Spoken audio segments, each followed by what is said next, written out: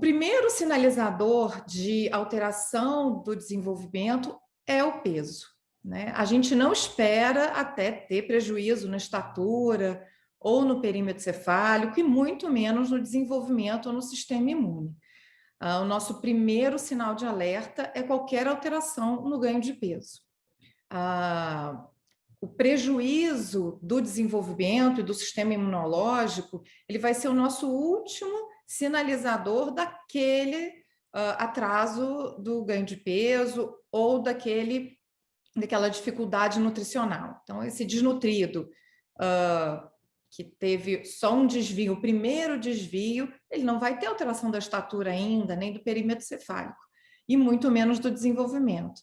A gente não quer pegar crianças com sequelas graves, né? Principalmente associadas à sua autonomia, ao desenvolvimento, ao crescimento.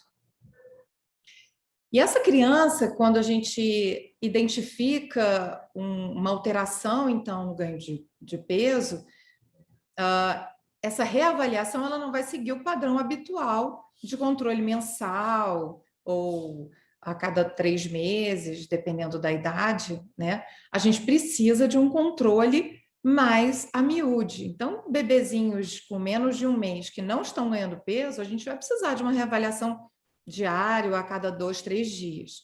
Aqueles entre 1 e 6 meses, espera-se um retorno em 1 semana, diante das nossas intervenções, ou deu um desvio na curva aqui, parece que ganhou pouco peso, vamos reavaliar semana que vem. Esse controle ele precisa ser rigoroso e a miúde para a gente não perder o timing de intervenções. Existem alguns fatores de riscos inerentes ao próprio nascimento, né, como o baixo peso ao nascer, a prematuridade, doenças ou condições congênitas. Mas o que chama muito atenção são problemas sociais relacionados a esses bebês. Por exemplo, a pobreza ainda, lamentavelmente, é o principal fator social associado a essa desnutrição aguda e crônica no planeta, né? Infelizmente, a gente tem situações de pobreza extrema, de miséria, aonde, além da questão alimentar em si, a segurança social, segurança daquela família, a depressão pós-parto é um outro fator que a gente precisa estar atento. Essa consulta de puericultura, ela envolve tanto a saúde da criança, mas também essa conversa com a família, entender em que situação está essa mãe, se ela tem rede de apoio, se ela está segura, se ela tem pensamentos ruins, se ela está dando conta. E isso é importante a gente identificar nessa consulta de puericultura. As etiologias, elas se interligam, né? Mas a gente poderia separar em 3 grupos.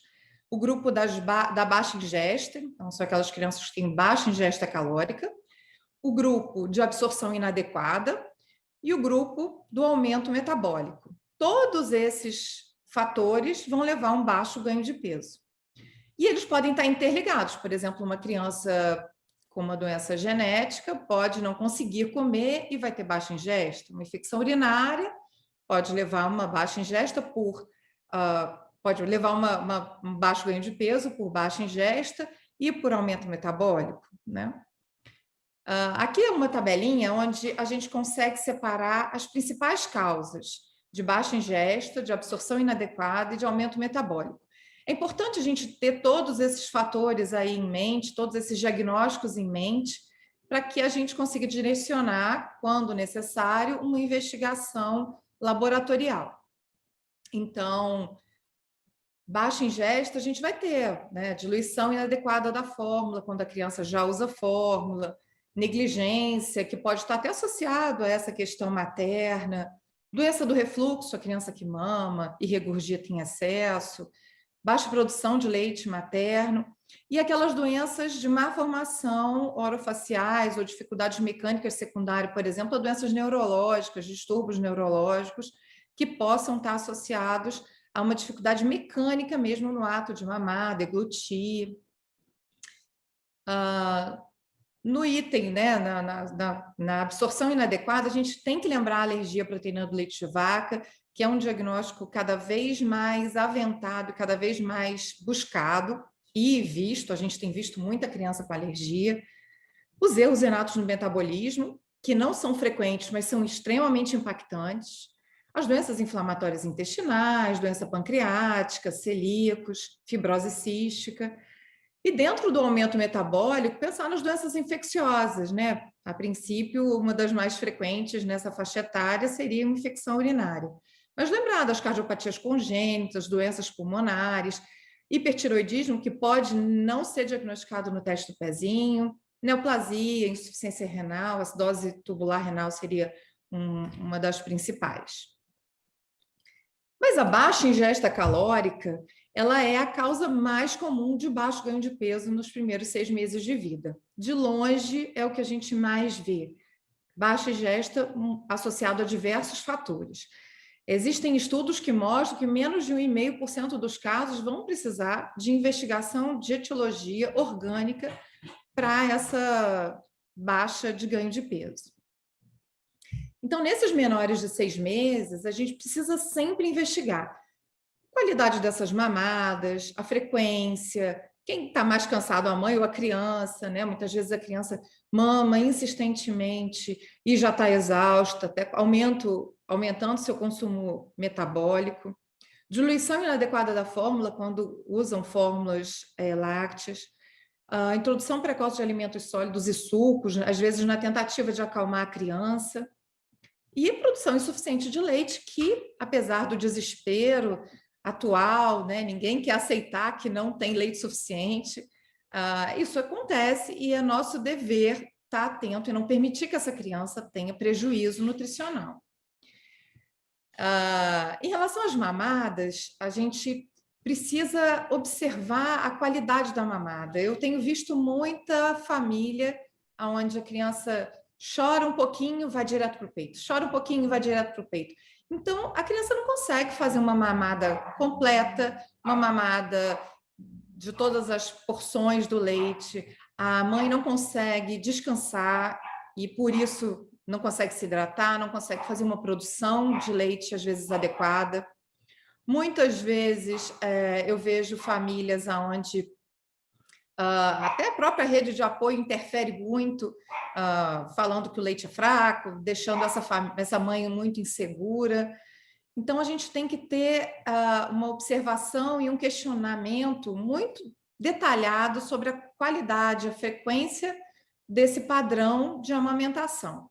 O que a gente mais quer é que essa criança consiga permanecer e otimizar o aleitamento materno. Mas a gente precisa muitas vezes orientar como vão ser feitos esses prazos, esses intervalos. E a cada intervalo, como que essa criança fica? Consegue esvaziar a mama e mesmo assim chora muito? Né? Ou não chega nem a encher a mama para poder esvaziar e a mãe já coloca no peito de novo. Então, é importante sinalizar para essa mãe que nem todo choro é fome, né? O reflexo de sucção, ele existe. Tudo que puser na boca do bebê, ele vai sugar, né? Então, mas eu ponho no peito, ele suga vorazmente. Não necessariamente é fome, pode ser só o reflexo de sucção. O sugar, ele é tranquilizador, ele acalenta, né? Então, às vezes, só mudar de posição, pegar no colo, revisar a fralda, enfim. Isso pode tranquilizar esse bebê e dá tempo dessa mama encher novamente. A gente vê muito introdução precoce de outros alimentos que vão atrapalhar o aleitamento e o ganho de peso. Então, é muito comum a gente ver essa oferta de chazinho, de suquinho, né, de água de coco, precocemente para esses bebês, e até de dieta sólida. Por exemplo, essa foto é de um bebê por aí, né? 6, 8 meses, tendo que ficar numa posição inadequada para se alimentar, trazendo riscos de engasgo, de experiências ruins com o alimentar. Então, orientação adequada sobre o momento certo de introdução de outros alimentos que devem respeitar os marcos do desenvolvimento, eles são indispensáveis para a gente garantir uma segurança